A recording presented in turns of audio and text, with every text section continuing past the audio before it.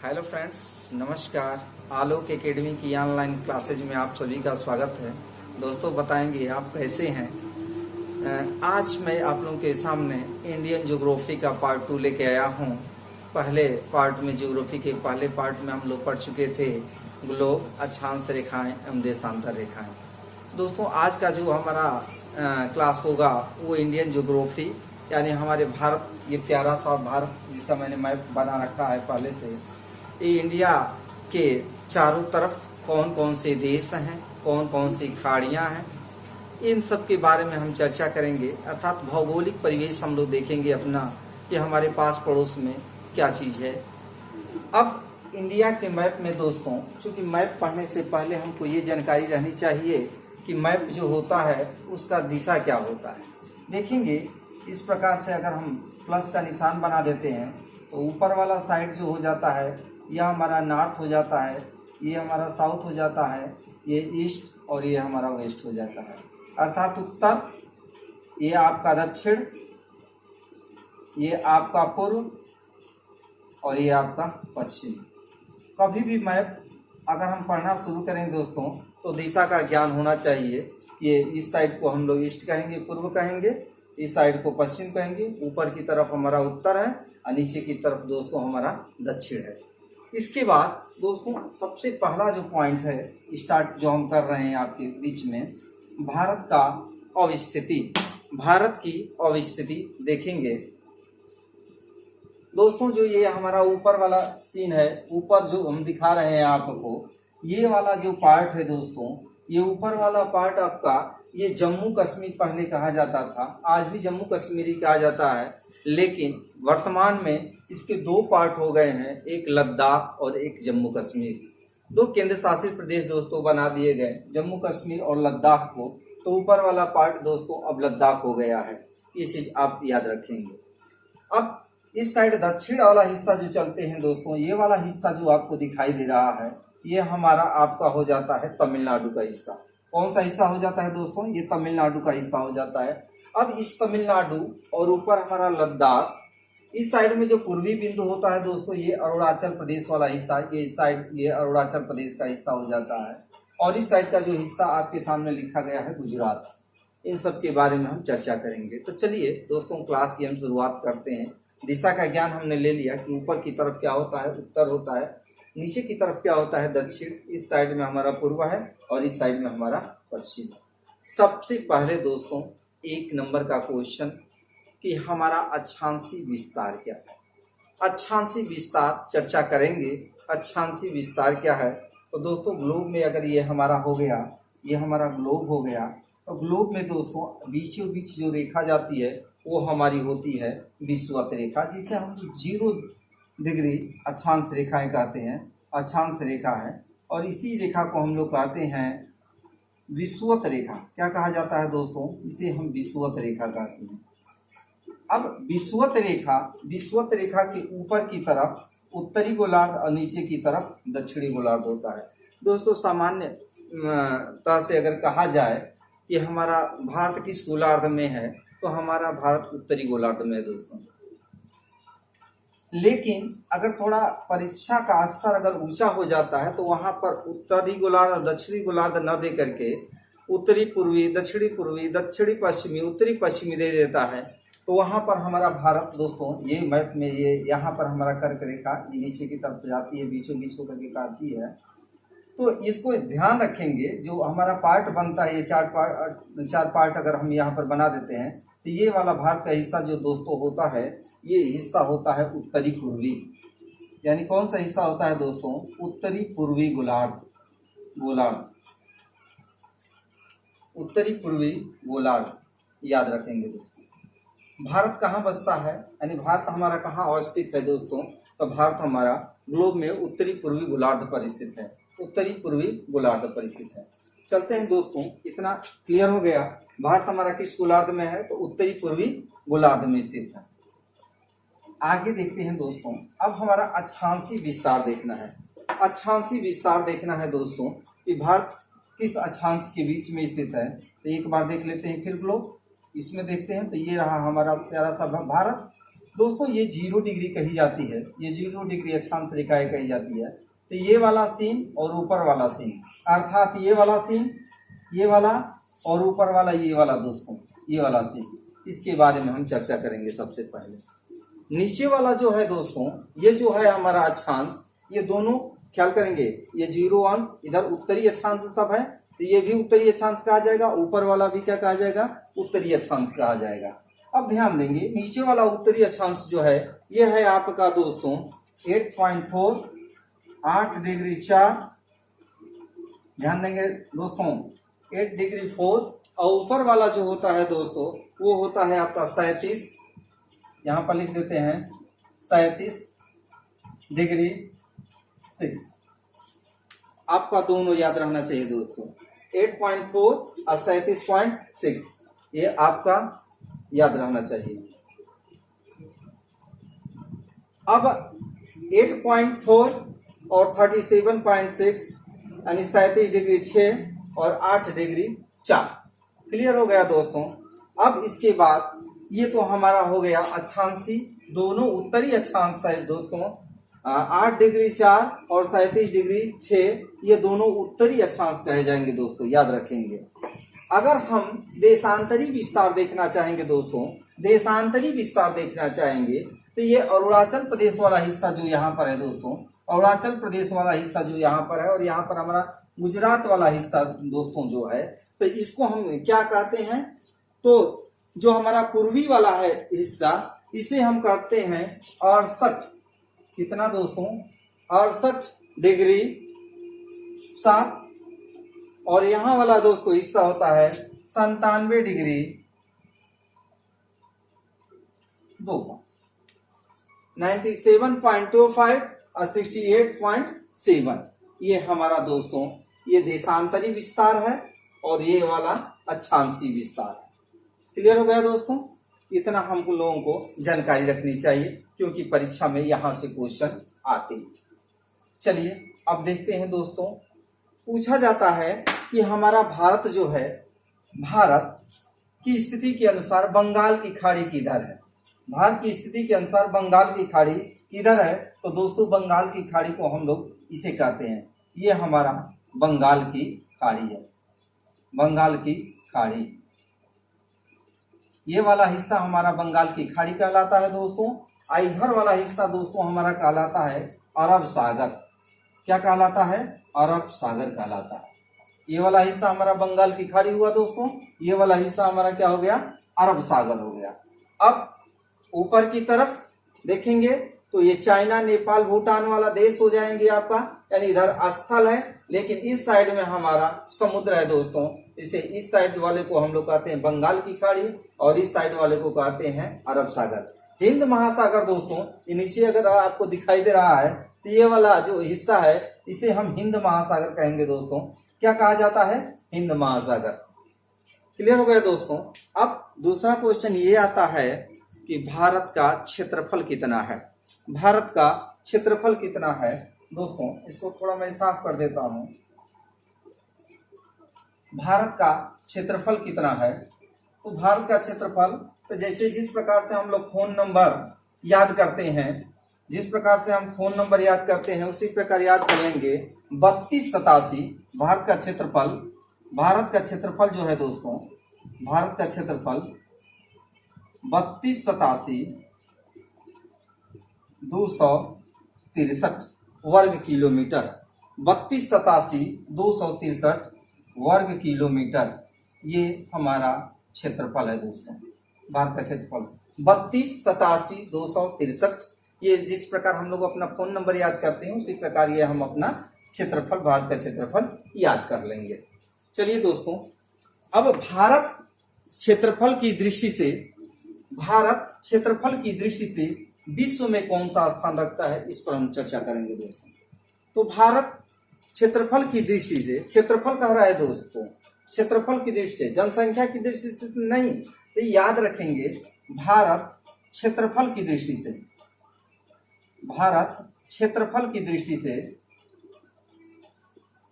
से विश्व में इसका स्थान जो है दोस्तों वो है हमारा 7वां।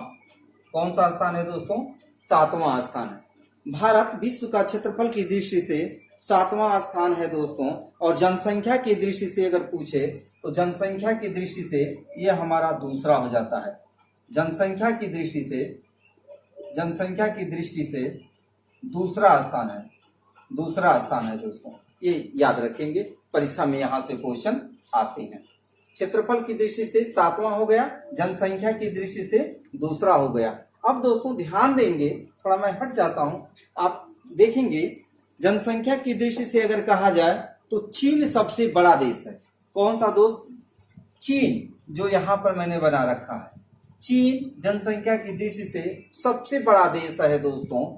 और जो क्षेत्रफल की दृष्टि से अगर बात की जाए तो क्षेत्रफल की दृष्टि से रूस सबसे बड़ा देश है। कौन सा देश है सबसे बड़ा? रूस सबसे बड़ा देश है, और हमारा क्षेत्रफल की दृष्टि से 7वां स्थान है। याद रखेंगे दोस्तों, ये क्वेश्चन आता है। चलिए आगे चलते हैं दोस्तों।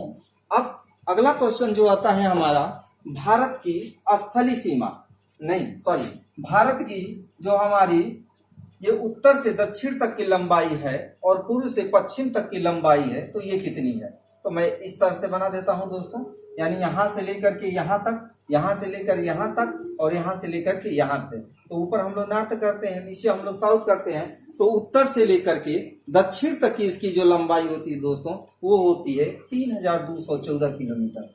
3214 किलोमीटर।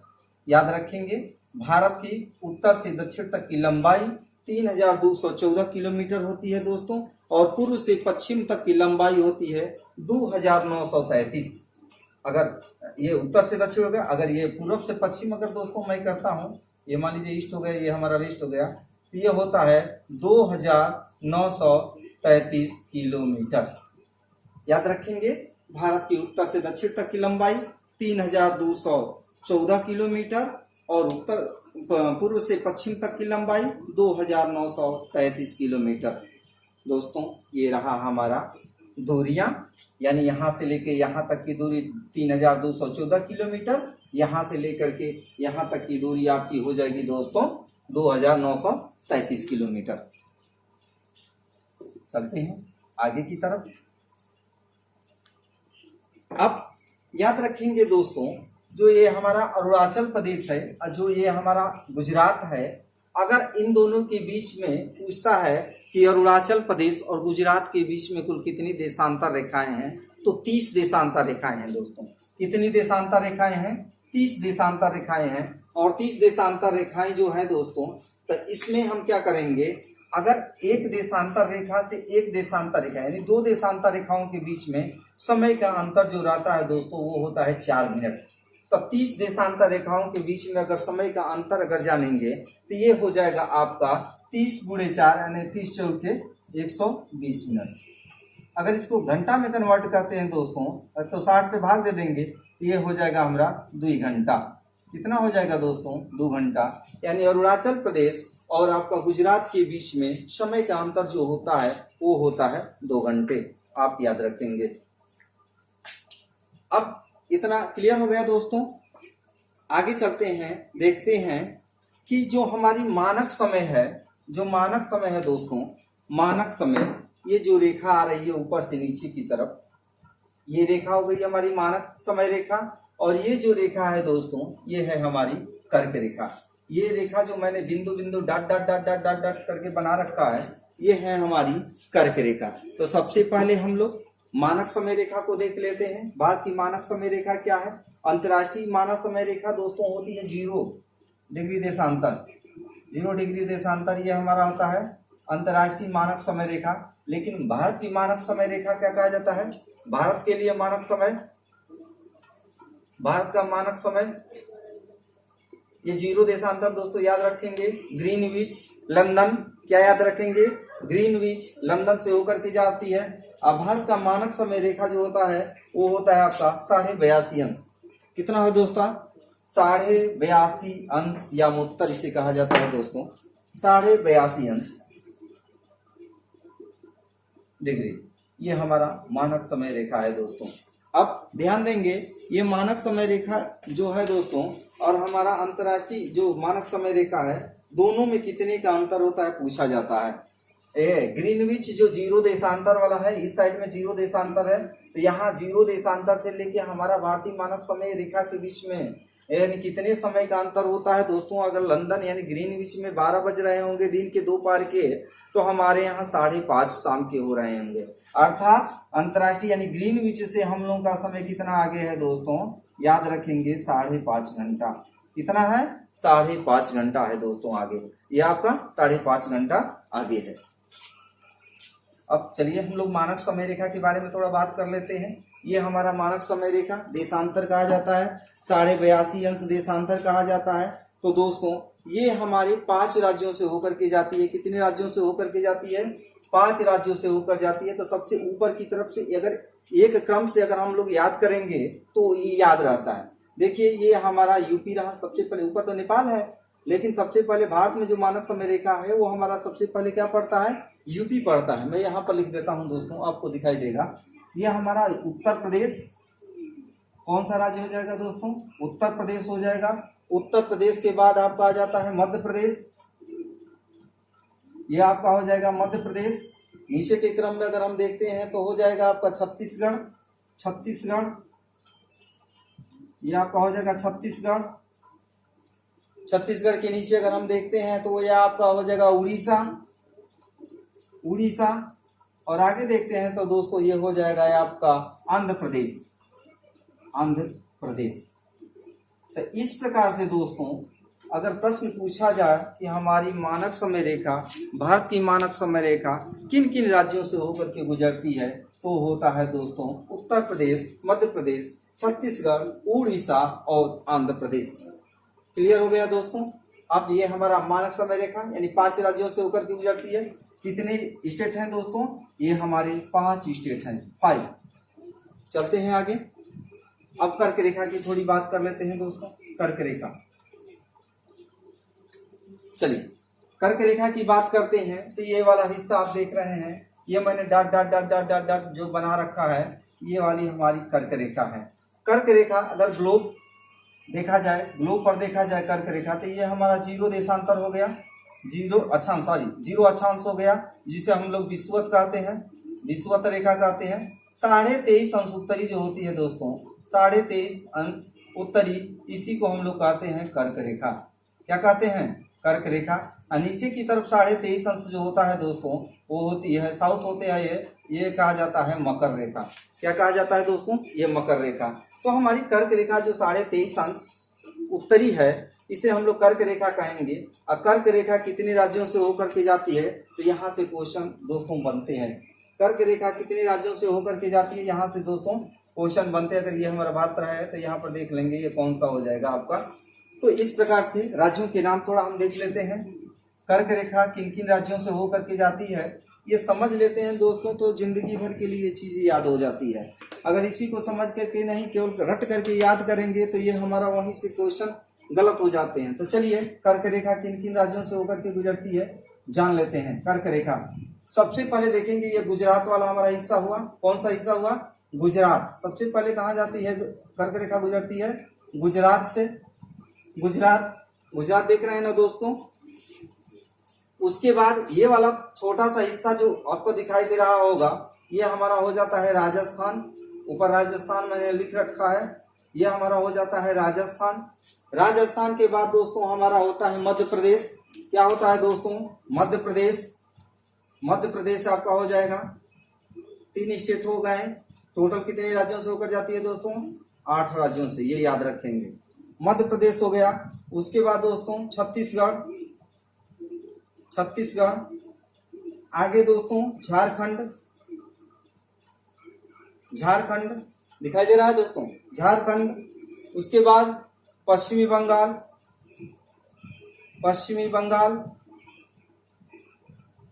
ये वाला हिस्सा। और ये 2 राज्य इधर से हो जाएंगे दोस्तों, त्रिपुरा और मिजोरम। मिजोरम दिखाई दे रहा है ना दोस्तों, मिजोरम।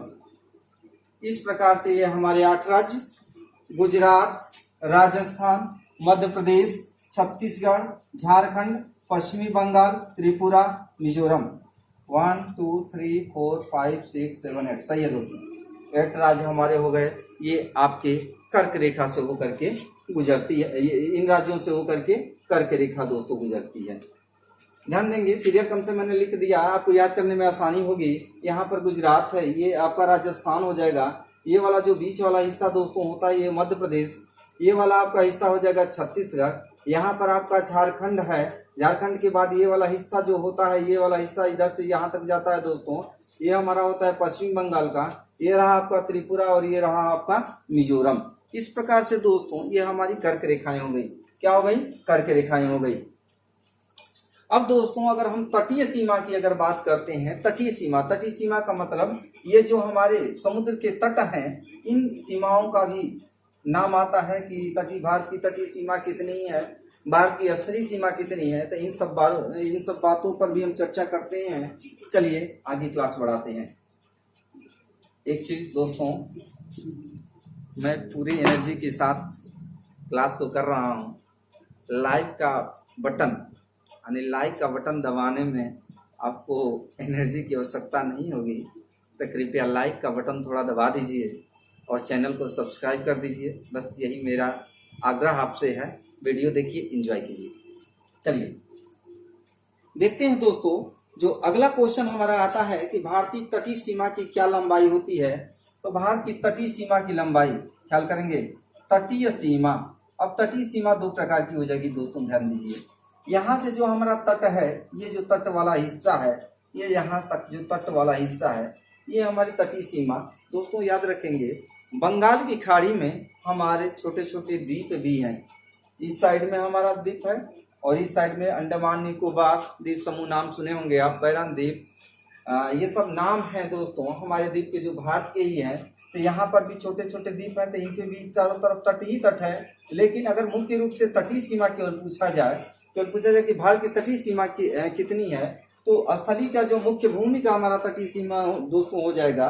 तो भारत की तटीय सीमा की लंबाई अगर कहा जाए तो इसकी लंबाई होती है 6100 किलोमीटर, 6100 किलोमीटर दोस्तों, इतना याद रखिए।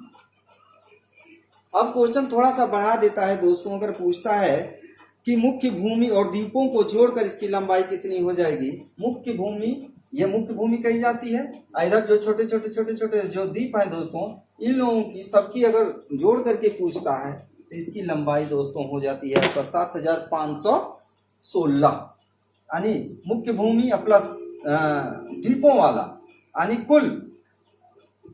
कुल तटीय सीमा। तो ये आपका हो जाएगा 7516.6 किलोमीटर। ध्यान देंगे दोस्तों, कुल तटीय सीमा का अर्थ समझेंगे। जो हमारे द्वीप हैं वहां पर भी और मुख्य भूमि दोनों को जोड़कर कहा जा रहा है दोस्तों। तो इस प्रकार आपका हो जाएगा 7516.6 किलोमीटर दोस्तों। अगर भारत की स्थलीय सीमा की कुल लंबाई अगर पूछता है दोस्तों, स्थलीय सीमा की कुल लंबाई अगर पूछता है, इसको साफ कर देते हैं दोस्तों, नोट कर लीजिएगा आप लोग। भारत की स्थलीय सीमा की, तटीय सीमा की नहीं दोस्तों, भारत की स्थलीय सीमा की, भारत की स्थलीय सीमा की लंबाई, ध्यान देंगे, पूरा स्थलीय सीमा का दोस्तों पूछ रहा है। तो भारत की स्थलीय सीमा की कुल लंबाई जो होती है दोस्तों, वो है आपका 15,200 किलोमीटर। कितना है दोस्तों? 15,200 किलोमीटर है। चलिए दोस्तों, आज का वीडियो कैसा रहा आप बताएंगे। अगर वीडियो अच्छा लगा हो तो लाइक करेंगे, शेयर करेंगे और सब्सक्राइब करेंगे। लेते हैं विदा दोस्तों, धन्यवाद, नमस्कार।